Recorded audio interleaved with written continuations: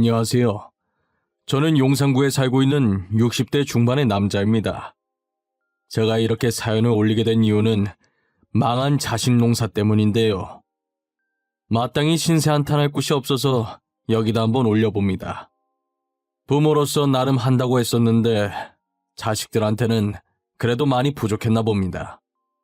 자식이라곤 겨우 둘밖에 없는데 돈 얘기만 나오면 눈이 돌아버리니 미칠 지경입니다. 자식들이 하고 싶은 것들 마음껏 하게 해주고 싶어서 시작했던 사업이 제 목을 죄올 줄 누가 알았겠습니까? 찢어지게 가난해 밥도 한 끼 제대로 못 먹고 지내던 시절엔 자식 둘이서 의지하며 정말 죽고 못 살았죠. 콩 한쪽도 나눠 먹고 서로가 서로를 챙기며 정말 우애 좋은 형제였어요. 가난해도 자식 농사 하나는 정말 잘했다고 이웃들도 부러워했었고요. 그렇게 동네에 소문난 형제들이었는데 제가 하던 사업이 성공하게 되면서 둘 사이는 예전 같지 않았어요. 형편이 나아질수록 형제들 다툼도 잦아졌죠. 결국 커서는 돈맛을 보더니 자칫 잘못하면 저까지 잡아먹겠더군요.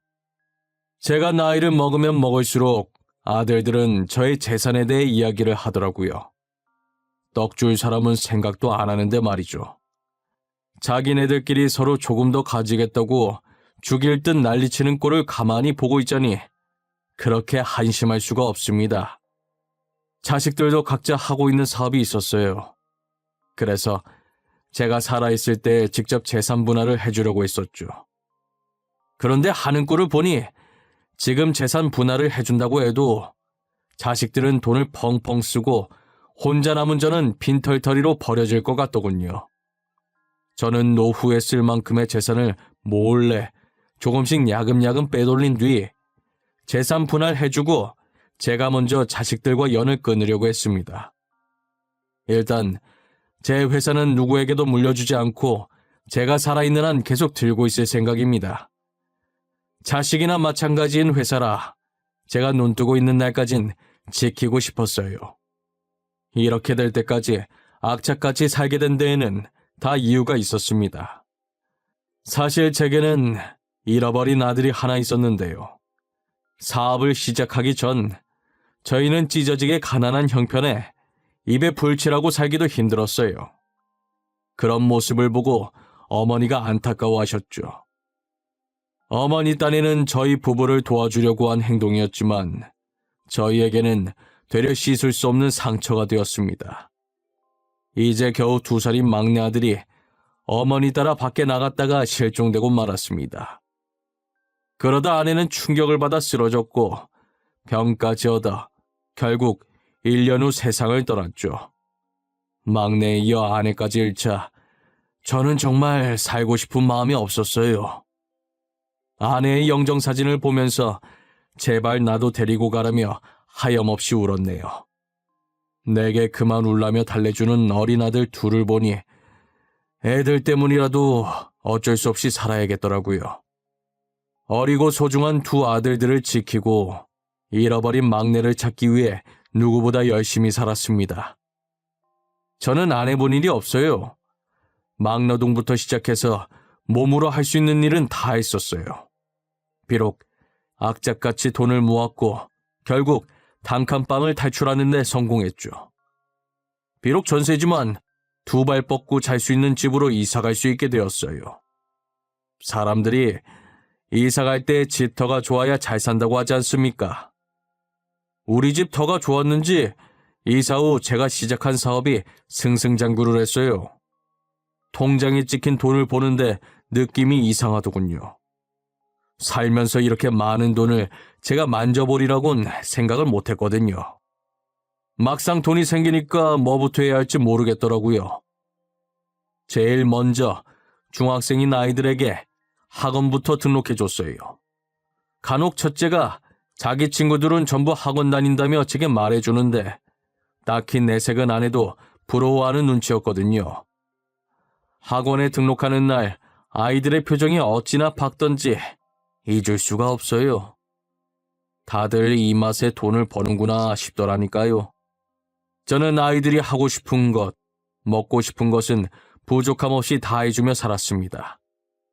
그렇게 하루가 멀다 하고 바쁘게 살다 보니 제 기억 속에서 막내가 잊혀지더라고요. 그러다 제 기억에서 막내를 다시 꺼내게 된 건 어머니가 세상을 떠나실 때였습니다. 어머니는 이제 나이가 있으신지라 치매에 걸려 요양병원에 모시게 됐죠. 이제 회사도 많이 컸고 아들들도 다 키워서 제가 틈틈이 어머니를 요양하고 있었어요. 어머니는 저를 알아보지 못하시지만 저를 부를 땐 꼭 막내야라고 하셨어요. 저는 외동이라 첫째면서도 막내이기도 하니 틀린 말은 아니라고 생각했죠. 그런데 마지막 날엔 이상하리만큼 슬픈 눈으로 저를 바라보시더니 제 얼굴까지 양손으로 쓰다듬어 주시더라고요. 막내야, 우리 막내. 네, 어머니. 막내 여기 있어요. 할미가 미안하다. 내가 널 그렇게 보내면 안 되는 거였는데. 내가 미안이여. 다 내 잘못이여. 어머니, 그게 무슨 말씀이세요? 다 내가 한 것이여. 니네 애비는 아무 잘못이 없으니 너무 원망 말어. 그 보육원에 보낸 건 다 너 잘 살라고 한 것이여. 어머니가 하신 말씀을 믿을 수가 없었어요. 아니, 믿고 싶지 않았어요. 단순히 실종된 줄만 알았던 막내가 알고 보니 어머니께서 보육원에 보냈다는 사실을요. 저는 머리가 새하이져 한동안 아무 말도 할 수 없었습니다. 어머니는 그 말을 끝으로 잠자듯 편안하게 눈을 감으셨어요. 어머니의 장례가 끝나고 곧장 막내를 찾으려고 했었습니다. 하지만 너무 미안하기도 하고 혹여나 이미 가정이 생겨서 잘 살고 있는 애 앞에 제가 괜히 나타나 혼란만 줄 것 같은 여러 가지 감정에 찾지 못했어요. 돌아가신 어머니 원망도 정말 많이 했습니다. 어머니가 굳이 막내를 보육원에 버리지 않았더라면 저는 아내도 잃지 않았을 테니까요. 이제 저도 점점 늙어가고 더 늙기 전에 한 번이라도 막내를 보고 싶었어요. 그리고 많이 늦었지만 과거의 일을 사과하고 싶었습니다. 만약 막내를 찾게 된다면 제가 가진 모든 재산을 막내에게도 물려주고 싶었어요. 전 두 아들 몰래 수소문해서 막내를 찾기 시작했습니다. 먼저 어머니께서 말해주셨던 보육원부터 찾아갔습니다. 하지만 성인이 된 막내는 이미 보육원을 떠나고 없더군요. 그 소식을 들으니 눈앞이 깜깜해졌지만 그래도 막내를 찾는 것을 포기하지 않았어요. 고작 제가 알고 있는 건 막내의 이름과 생년월일 뿐이었지만 열심히 찾다 보면 꼭 제 앞에 나타나 줄 거라 믿고 살았었죠. 나이는 점점 들어가고 제 마음은 다급해져 가고 있을 때 흥신소에서 막내를 찾았다는 연락을 받았습니다. 몇십 년 만에 마주한 막내는 듬직하게 멋진 남자가 되어 있더군요. 막내의 손을 잡고 너무 늦게 찾아 미안했다고 용서를 빌었더니 막내는 사람 좋은 미소를 지으며 괜찮다고 하더라고요. 저는 앞으로 막내만 바라보며 살겠노라 마음먹었어요. 자식들 몰래 막내를 만나오면서 그가 못해줬던 것들을 다 해줬습니다. 막내에게 빚이 조금 있더라고요. 돈이 없어서 대출받다 살다 보니 빚이 생겼다는 말을 듣고 전부 제 탓인 것 같아 제가 빚도 다 갚아줬죠. 그렇게 막내와 재회한 지 3개월쯤 되던 해였습니다. 이제 여름이 되어 반팔을 입는 계절이 되었죠. 사실 막내 팔에 조그마한 흉터가 하나 있었어요. 어릴 때 둘째가 실수로 국을 엎질렀는데 그게 옆에 누워있던 막내에게 튀어서 생긴 화상 흉터였거든요. 그런데 반팔을 입고 있는 막내의 팔에 있어야 할 흉터가 감쪽같이 사라져 있는 게 아니겠어요. 막내야, 너 어릴 때 팔에 생긴 흉터 말이다. 그게 감쪽같이 없어졌구나. 크면서 사라진 거니? 아버지, 그게, 아, 이거, 이 흉터가 저는 너무 보기 싫더라고요. 그래서 흉터 제거 수술했어요. 그런 게냐? 요즘 기술이 정말 많이 발전했구나. 오래된 흉터도 다 제거해주고 말이야. 막내는 살짝 당황해하더니 이내 자신의 팔을 감싸고선 제게 수술을 했다더군요. 저는 그랬을 수도 있겠다 싶어서 별 의심 없이 넘어갔습니다. 그런데 막내의 행동이 조금씩 수상해지더라고요. 그때 흉터 자국 물어본 이후로 갑자기 제 눈치를 보기 시작했어요. 혼자 밖으로 놔두는 시간도 많아졌고요. 처음엔 저도 대수롭지 않게 생각했어요. 하지만 어딘가 모르게 수상해 보이는 행동에 설마 하는 생각이 들었습니다. 마음속으로 아닐 거야 믿으면서도 의심은 지을 수 없더군요. 결국 저는 막내의 머리카락으로 유전자 검사를 해보기로 했습니다. 결과만 나오기를 기다렸어요. 결과 나오는 며칠 동안 혼자서 얼마나 피가 말렸는지 모릅니다. 그저 막내를 찾았다는 기쁨에 젖어 유전자 검사를 해볼 생각도 못한 제 자신이 너무 한심했어요. 만약 제 아들이 아니라면, 정말 그런 거라면 싶은 생각에 너무 분해서 잠도 제대로 못 잤습니다. 며칠 뒤 결과지가 제 손에 쥐어졌고 막내 아들이 보는 앞에서 지를 봤어요. 불일치라는 세 글자를 보는 순간 저는 그대로 뒷목을 잡고 쓰러졌습니다. 그래도 그놈은 양심이라는 게 조금이라도 있었던지 저를 병원으로 데리고 와서 제가 깨어날 때까지 옆을 지키고 있더군요. 왜 그랬냐고 따지니 제가 어느 기업의 회장이라는 것을 알고 일부러 접근을 했더랬죠. 본인도 유전자 검사하면 끝나는 건데 과연 이게 먹힐까 했었대요. 그런데 제가 검사를 하지 않자 마음 놓고 아들 행세를 하게 된 것이죠. 원래 그놈 계획은 자기가 빌린 빚만 갚고 떠날 생각이었다네요. 그런데 제가 가지고 있던 재산이 자기가 생각했던 것보다 훨씬 많았고 욕심이 생긴 건지 돈을 몰래 빼돌리려고 이때까지 아들 행세를 해왔던 거였어요. 그런데 양심에 찔리긴 한 건지 제가 쓰러지자마자 구조대를 불러 병원으로 데리고 왔더라고요. 그간 아들로 지내온 정이 있어서 마지막에 그놈에게 돈 몇 푼 쥐어주었습니다. 그래도 막내라고 생각했던 시간들이 있어서 그런지 아닌 걸 알면서도 그놈에게 정이 들었더라고요. 사람 속이고 다니지 말라고 진심으로 충고하고는 다시는 내 앞에 나타나지 말라고 말했어요. 그놈이 병실을 나가고 또다시 아들을 잃었던 당시의 허망한 마음이 들어 한동안 아무 말 없이 창문만 바라보았습니다. 막내를 버린 죄를 지금 받고 있다는 생각이 들었어요. 이번 생에선 막내를 찾지 말라는 하늘의 뜻인가 싶고요. 제 죄는 아직 끝나지 않았나 봅니다. 주치의가 들어와서 검사 결과를 말하는데 제게 위암이 있다고 하더군요. 치료를 하면 생명을 연장할 수 있다고 하는데 더 살아서 뭐하나 싶었습니다. 저는 이만큼만 살고 싶다고 치료를 받지 않겠다고 했죠. 그랬더니 주치의가 하루에 한 번씩 병실에 와서 저를 설득하는 게 아니겠어요. 아버님, 치료받으면 살 수 있는데 왜 안 받으시려는 거예요? 아유, 진짜 나는 그냥 치료받고 싶지가 않다니까 자꾸 그러네. 그래도 살 수 있으면 사는 게 좋죠. 왜 계속 고집을 피우실까? 의사 양반, 지금 환자 살려야 한다는 의무 때문에 이러는 겐가? 내가 더 이상 살고 싶지 않다는데 왜 계속 그러나? 환자 의견도 존중해줘야지.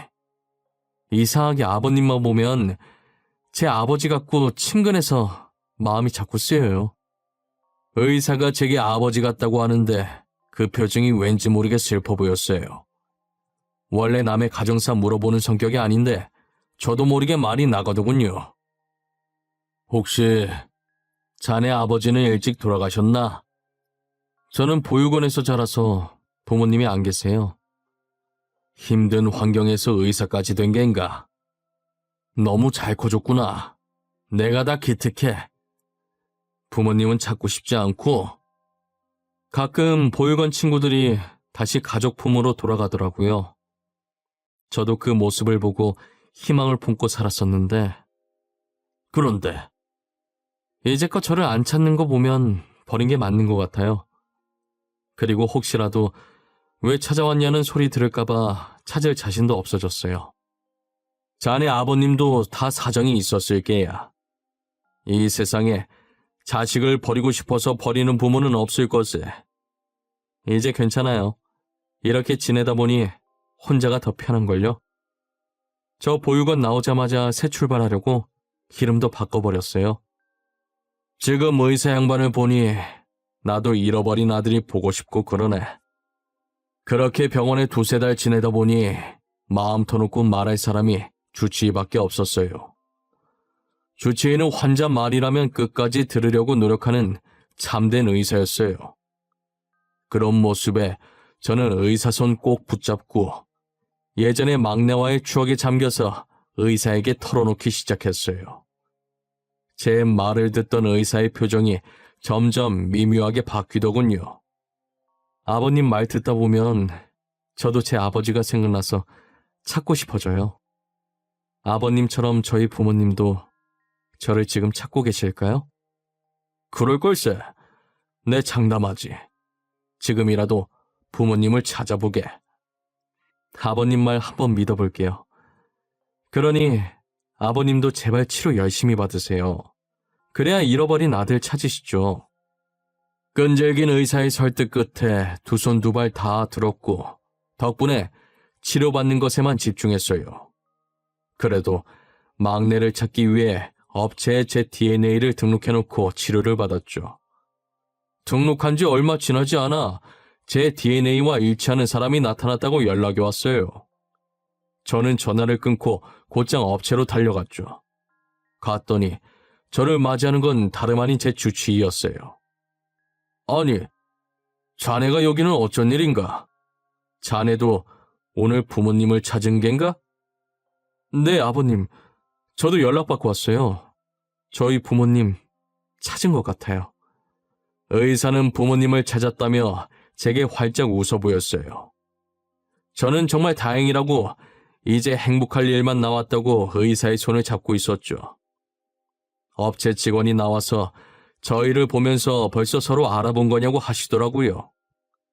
그러더니 제 손에 쥔 종이를 저희에게 건네며 친자가 동일하다고 하는 게 아니겠어요. 직원이 건넨 결과지에는 일치라는 글자가 적혀 있었습니다. 아니, 어떻게 이런 일이 있을 수 있는지 종이를 받고 어안이 벙벙했습니다. 네가 정말 민혁이냐? 우리 민혁이가 맞는 거냐?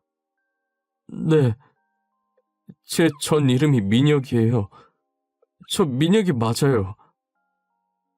사실 이름 바꿨다는 얘기를 듣고 전 이름이 뭔지 물어보고 싶었다만 혹여 너에게 상처가 될까 물어보지 못했단다. 너무 잘 커줘서 고맙구나. 아니에요. 저 포기하지 않고 끝까지 찾아주셔서 정말 감사합니다. 아버지. 막내와의 눈물 젖은 재회를 하고 있을 때 휴대폰에 불이 나기 시작했어요. 철부지 아들들이 제가 전화를 받지 않자 문자로 돈을 달라고 난리를 치고 있었습니다. 두 자식놈들이 어릴 때 막내랑 헤어져서 막내의 존재는 모르고 있었어요. 일단 아들들에게 막내가 있다는 것을 숨겨야겠다고 생각했어요. 아비가 위암에 걸려 입원했는데도 여전히 돈 타령하며 전화만 하는 게 저 자식놈들은 저를 돈줄로 보고 있는 게 분명했어요. 그래서 마지막으로 철없는 자식놈에게 돈 줘버리고 도망갈 계획을 세웠어요.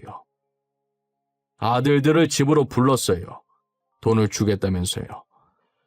평소 같으면 안 된다고 했을 제가 그럼 얼마나 해주면 되냐고 물어봤죠.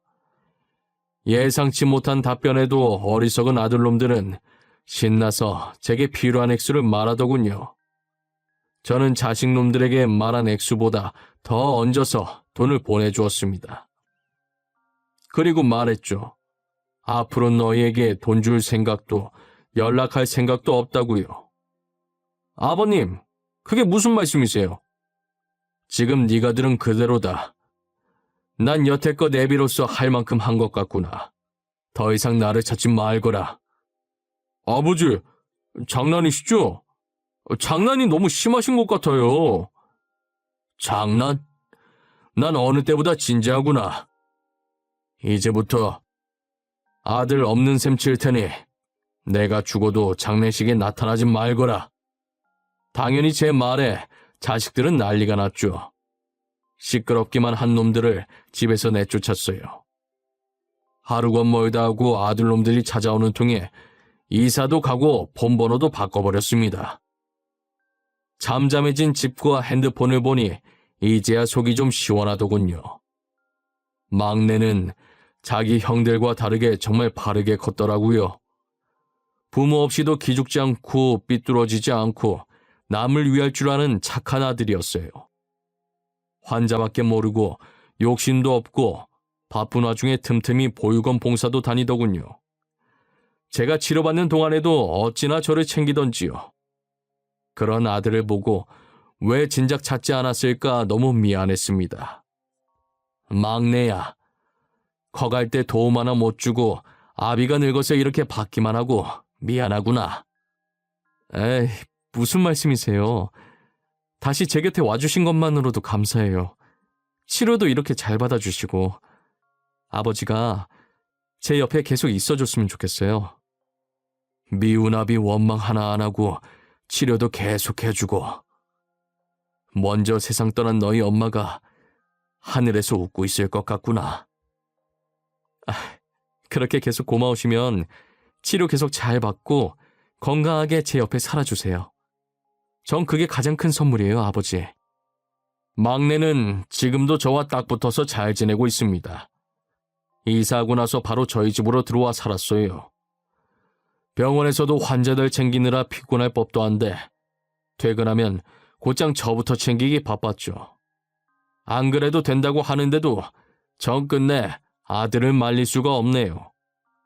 저는 수술까지 하지 않고 약물 치료만 하고 호전됐어요. 하늘에 있을 아내가 도와준 건지 종양이 크지 않을 때 발견돼서 다행이었다네요. 이제 어느 정도 몸이 회복되고서는 막내가 다니던 보육원에 봉사도 다니기 시작했어요. 그러다 막내가 저에게 꼭 보여주고 싶은 사람이 있다는 게 아니겠어요. 제 품으로 들어온 지 얼마 안 된 막내가 다시 제 곁을 떠나는 것 같아 시원섭섭하더군요. 그런데 막내가 데리고 온 여자를 보고 놀랐습니다. 같이 봉사 다니면서 제가 막내 짝으로 눈여겨본 여자였거든요. 참하고 착해 보여서 막내랑 어울릴 것 같다고 생각했었죠. 막내도 며느리를 봉사하면서 만났다고 하더군요. 들어보니 며느리도 아픈 과거가 있었어요. 그래서 둘이서 보듬어주며 살겠다고 하더라고요. 저는 그 자리에서 기쁜 마음으로 결혼 승낙했습니다. 지금은 막내와 며느리가 저를 알뜰살뜰 챙겨주며 셋이서 함께 살고 있습니다. 그리고 두 아들은 각자 하고 있던 사업이 망해서 빈털터리가 됐더라고요. 이때까지 사업이 유지되던 것도 다 제 돈 때문이었지요. 사업 실패로 모든 걸 잃은 자식들은 날마다 제가 운영하던 회사로 와서 제발 한 번만 연락해달라고 부탁하고 왔어요. 개구리 올챙이적 생각 못한다는 말이 있지 않습니까? 딱 제 두 아들놈들을 보고 하는 말인 듯 싶네요. 가난했을 때 힘들게 살던 시절 생각 못하고 저렇게 돈에 미쳐버릴 줄 누가 알았겠어요. 저는 하루빨리 아들놈들이 정신 차리고 인간답게 살아가길 바랄 뿐입니다. 제 사연은 여기까지입니다. 지금까지 제 이야기를 들어주신 모든 분들께 감사합니다.